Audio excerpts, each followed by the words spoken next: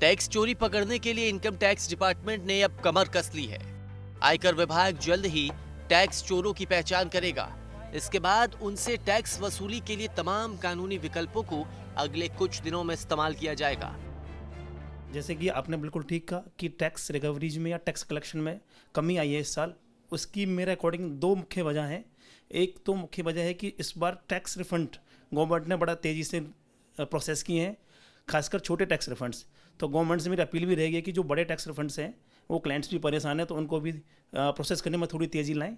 Second, एक stay जो भी मेरी डिमांड्स बनती हैं, मैं अपील में जाता हूँ तो उस पर जो स्टे बड़ा इजीली मिलने लग गया। आप सिंपली 20% ऑफ डिमांड्स जमा कराइए और आप स्टे ले जाइए। Central board of direct taxes यानी सीबीडीटी के चेयरपर्सन सुशील चंद्रा ने सभी टैक्स कमिश्नरों को पत्र लिखकर टैक्स कलेक्शन बढ़ाने के लिए कहा है। दरअसल कारोबारी साल 2018-19 खत्म होने में महज 3 महीने रह गए हैं, जबकि डायरेक्ट टैक्स कलेक्शन बजट लक्ष्य से पीछे चल रहा है। ऐसे में आयकर विभाग ने टैक्स अधिकारियों से कर वसूली बढ़ाने को कहा है। इसके लिए संभावित टैक्स चोरों का सर्वे करने और उनके खिलाफ कोर्ट में मुकदमा दायर करने का निर्देश दिया गया है। सर्वे में टैक्स अधिकारी करदाताओं की घोषित आमदनी की जांच करते हैं।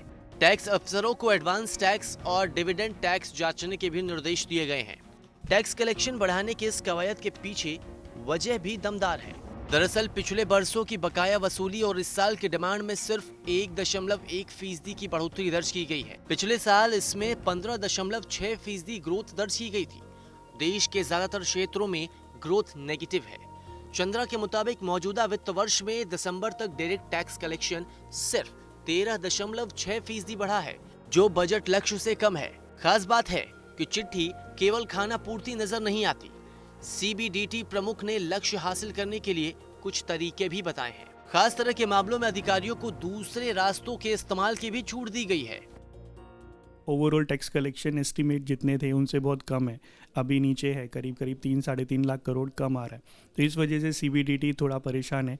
इंटरनल इंस्ट्रक्शंस हुए हैं कि जहाँ पर भी सर्वे कर सकते हैं, जहाँ पर लग रहा है कि टैक्स चोरी हो रही है वहाँ सर्वे करो। जिन लोग की टैक्स डिमांड्स हैं, रिकवरीज हैं, विलफुल डिफ़ॉल्टर्स हैं, उनको प्रोसिक्यूशंस वगैरह करके टैक्स रिकवरी के सही तरीके से रिकवरी जहाँ से हो सकती है वहाँ से उनको रिकवरी करने के लिए।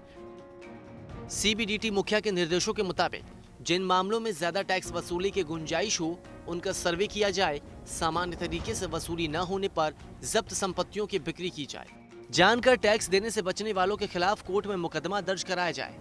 टीडीएस पर नजर रखी जाए और बड़े डिफॉल्ट करने वालों के खिलाफ कार्रवाई की जाए। प्रॉपर्टी बेचने वालों के जमा एडवांस टैक्स को वेरीफाई किया जाए। यानी टैक्स चोरों के लिए आयकर विभाग की पैनी नजर से बचना मुश्किल ही नहीं, नामुमकिन होगा।